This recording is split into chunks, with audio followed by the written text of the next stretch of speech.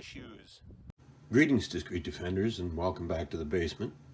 I have a little bit of good news to share about the 30 Super Carry. I went through the manual looking for hints about how best to load this gun.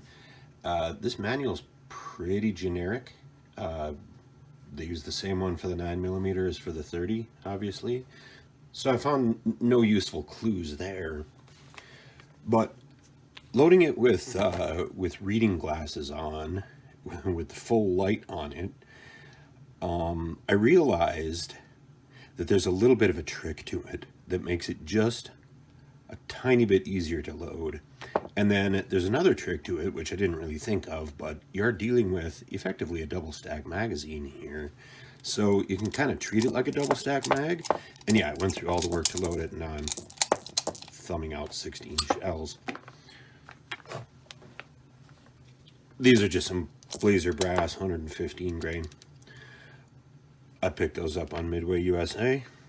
Anyway, with the 30 Super Carry mag, they have this interesting little groove right here.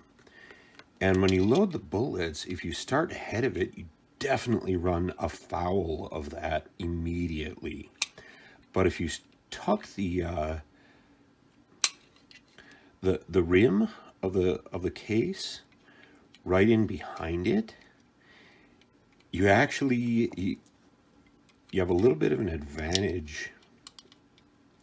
So even though it's the round is so skinny that it still provides a bit of a challenge for a person who's used to loading 9mm or even 380, let alone 40 into a really tough magazine. You can pick it up pretty quick. It's not as tough as before you realize that little lip right there will play havoc with your feeding process. And the other thing is, once you get 7, 8, 9, maybe in the extended magazine 10 rounds in there, you do this little trick, of course, right? Press down on it, pound them against something, whack them against your hand if nothing else, and you can feel the rounds kind of let go. The whole column kind of loosens up, and then kind of when the spring rebounds, everything just snicks into place. I don't know how to describe it, but you can feel it happen. And of course, somebody pointed that out to me when I was loading up one of the double stack magazines. I don't remember which. I think it was the Ruger LCP Max, probably. But yeah, you just kind of hit that a couple of times. You still, even with 14 of them in there, you can feel it loosen up instantly when you do that. Feel it under your thumb just kind of give way. You hear my furnace kicking in. This is the basement after all. But there you go. 15 of them in there. Round number 16. Still a bit of a challenge, especially since it wants to slip sideways more than anything, more than to go in there. But yeah, there is, boy, that's the technique right there. Just that little bit of a slap, and you can get everything to go in just the way it's supposed to. Nice. Still nice and snug at the end. It's kind of fun. I realized as I was loading these up, I had 20 left in the box when I got done, because I actually topped off after I put in the 13 rounder.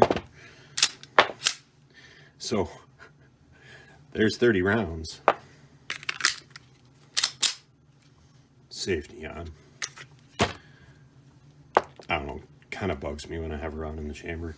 So I don't normally like safeties on a carry gun for obvious reasons, but it does, I admit, it still feels better.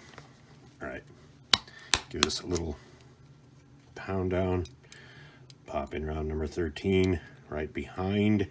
Yeah, goes nicely. All right, 30 rounds, ready to go. Nice size gun. Not too thick in the hand, not too heavy. Still feels better with the slightly extended magazine, so I can kind of get my pinky on there. And that right there, that just feels right. Everything about that feels right.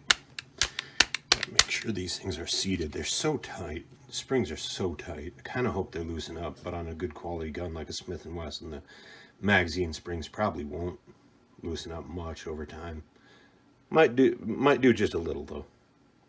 All right, so that's my update on unloading the magazines. They are not as challenging to load if you notice those two little things. Number one being that little seam that kind of comes up right behind the right behind where you instinctively would put the bullet in, right in front of the lips. And then so you got to kind of see if I can zoom in on that real tight now. Put it in right between the lips and that little seam. Okay.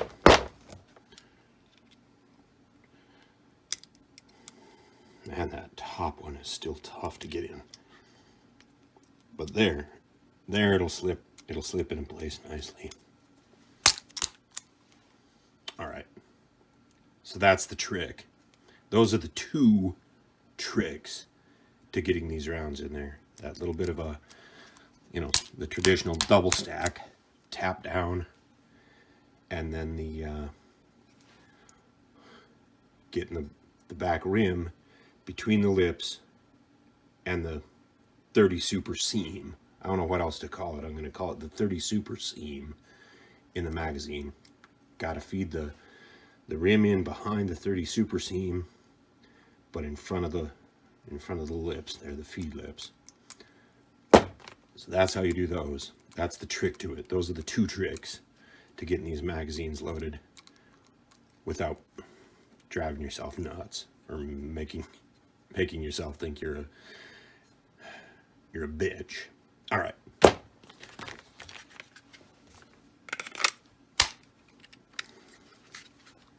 So now you got 30 rounds of 115 grain FMJ Blazer brass ready to go. We should go shoot those at a target. But this is bonus material Monday, and I'm in the basement, so we're not going to shoot them today. But Thursday, got another video coming out. Think you'll like the test. Thanks, folks. This is Dave for DDR. Have a great week. See you Thursday. All 12. No issues.